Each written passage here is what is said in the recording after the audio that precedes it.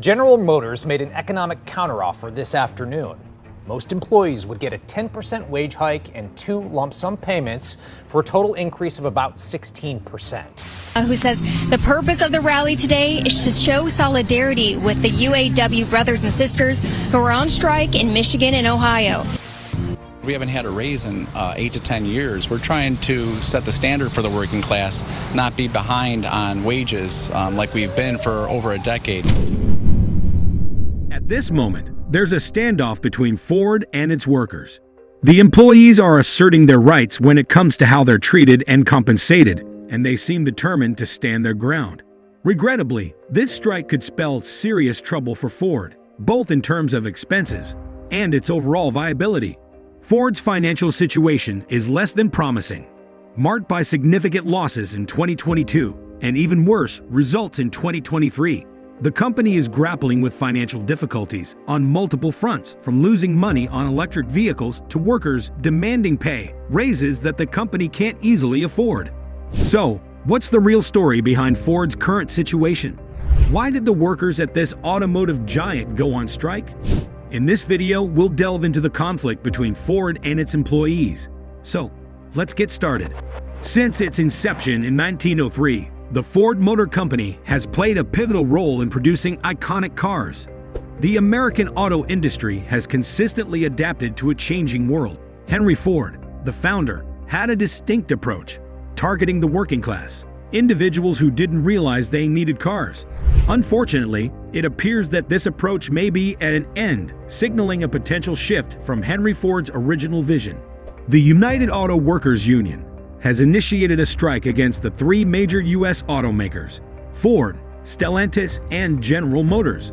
This strike is particularly significant as it's the first time all 3 automakers in the U.S. have been simultaneously involved in a strike.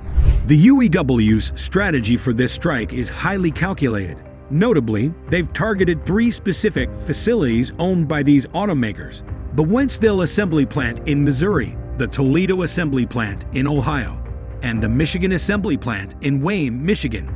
These facilities produce a range of vehicles, such as GM's mid-size truck and full-size van in Wentzville, Ford's Ranger mid-size pickup and Bronco SUV in Wayne, and Stellantis Jeep plant in Toledo, Ohio. It's essential to understand that these specific facilities concentrate on producing high-margin, high-volume products. The impact of this strike alone could result in immediate losses exceeding $5 billion for the company. The United Auto Workers Union, representing nearly 150,000 workers in the U.S. auto industry, began labor negotiations in mid-July 2023 with Ford, General Motors, and Stellantis, as their employment contracts were set to expire on September 14, 2023. UAW put forward a proposal to Ford, which included a 46% wage increase. This proposal involved an immediate 20% wage boost, followed by 4 consecutive annual 5% raises, defined benefit pensions for all employees, a 32-hour workweek, and extra cost of living adjustments. In contrast, Ford offered a modest 9% annual wage increase until 2027, falling significantly short of the union's demands. The UAW issued a warning, stating their intention to strike against any automaker that failed to reach a new agreement by the impending contract expiration date, just days away. Under the new leadership of Sinn Féin, the UAW has taken a more assertive stance, frequently criticizing corporate greed.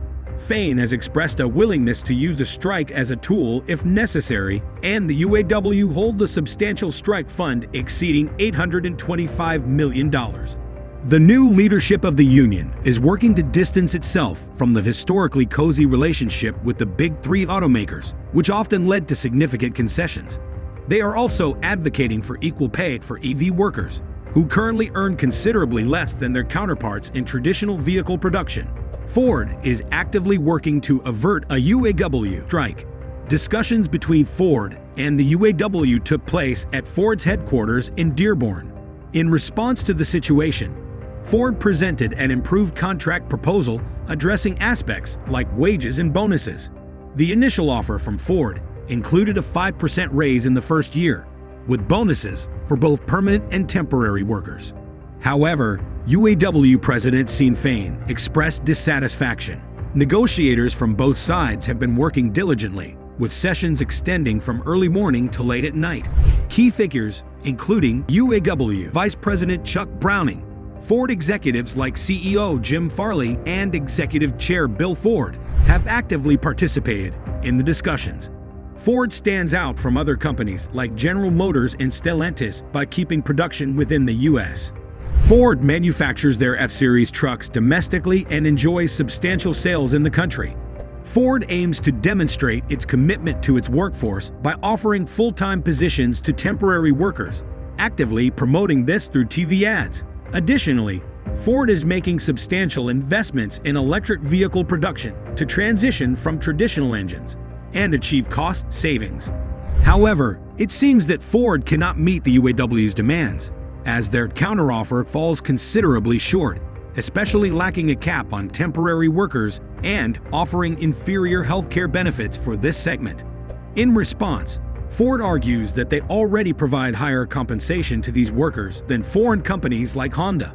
A report from CNBC suggested that this strike could rack up a $5 billion cost in just a few weeks, and if things go sour in negotiations, the targeted companies, including Ford, might collectively have to shell out over $8 billion. Now here's the financial snapshot. Last year, Ford made a profit of $10 billion. This year, they were eyeing profits of around $11 to $12 billion. However, these figures are pre-strike, and the strike's impact isn't reflected in these projections. As for their financial standing, Ford currently holds about $40 billion in cash, including available funds and credit lines, but they're saddled with long-term debt of around $95 billion. Basically, Ford's long-term debt is twice the amount of their available cash.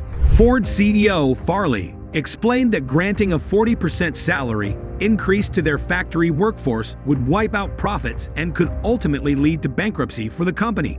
If the desired wage hikes from the UAW were to be granted, these companies could find themselves in a profitless situation. Given these financial challenges, paying off debts becomes a critical issue. If they liquidate available cash, they'd still have outstanding debts, possibly forcing the company to sell plants and shut down factories, which reduces sales and raises the potential for more losses.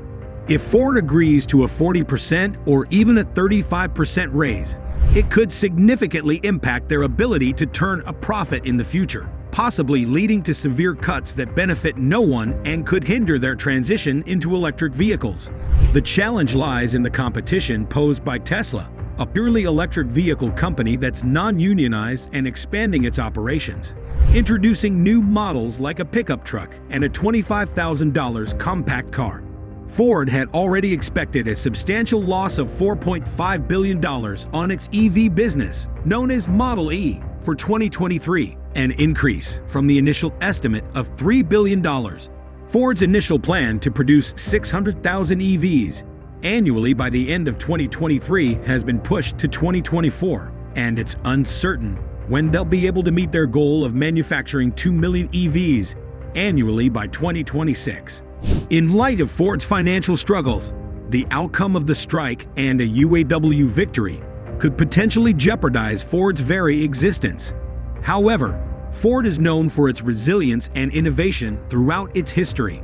Reports suggest that the company is making significant investments in research and development to revamp its prospects in the EV market and exploring partnerships to expedite EV development.